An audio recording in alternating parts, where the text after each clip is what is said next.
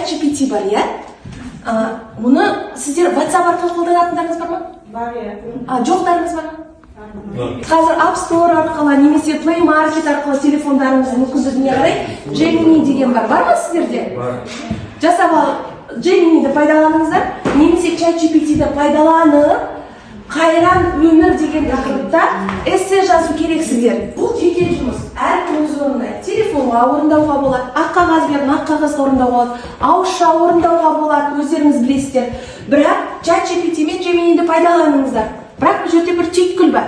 Мына жерде Шоқанның сөзін, Ғабекеңнің сөзін пайдаланып, мына 4 мақалды пайдаланып жазыңыздар. Түсінікті ме? Чат GPT арқылы қайран өмір деген тақырыпта эссе жазуларыңызды сұрайын. Мына бір видеоға қарап отырып, мүмкін ой түйерсіздер. Жазуға 5 минут.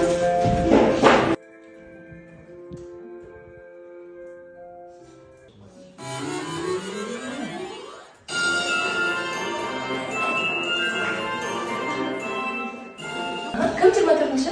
Мен. Апай? Түсінудің маңыздылығын қарастырмақпын. Өмір адам... Дауыс қатты шығып кетеді, мынау.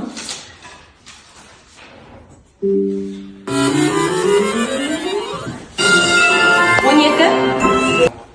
Өмір адамға берілген ең үлкен сый. Ол бірде жаймашуақ уақыт, көктемдегі шуақты, бірде күзгі дауылдай сұрапыл. Ал Шәкеңсіз былай айтып көрсекші. Қайран өмір. Адам таңғажайып құбылыс десем сенесіздер ме? Оның жан дүниесі, ақыл ойы, жан-жақты талант қабілеті, мәңгілік құпияның нақты көрінісі іспетті мен үшін. Біреу айтар, өмірің жақсы болғаны ол көңіліңнен де. Ал біреу айтар, өтпейтін өмір жоқ қой, сынбайтын темірде жоқ. Көпшілік үшін өмір озады, ал ажар болса тозады. Ал мен болсам,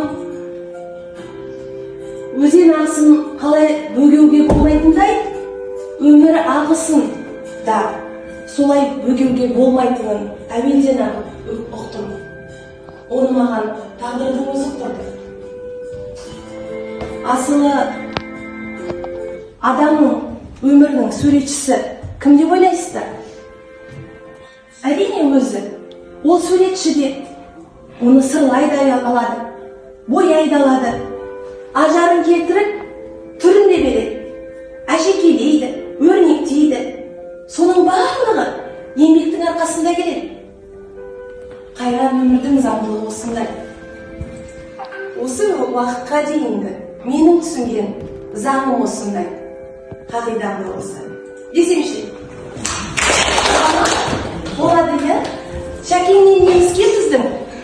Менің оқушыларым осылай жасай алады.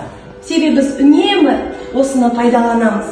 Бұндай сабақтар қалай жүзеге асатынын тағы да менің YouTube каналымнан көре аласыздар. Оқушылардың жауабы ол жерде дәлел деп айта аламын. Ендеше стоп-вотчпен таңдап алып, оны стоп-вотч қалай жасалады жаңағы, ол да менің каналымда бар. Көресіздер, кейінірек беремін. Ардама тіркеліп, лайк басып, комментарий жазып, бөлісе отырыңыздар. Сау болыңыздар.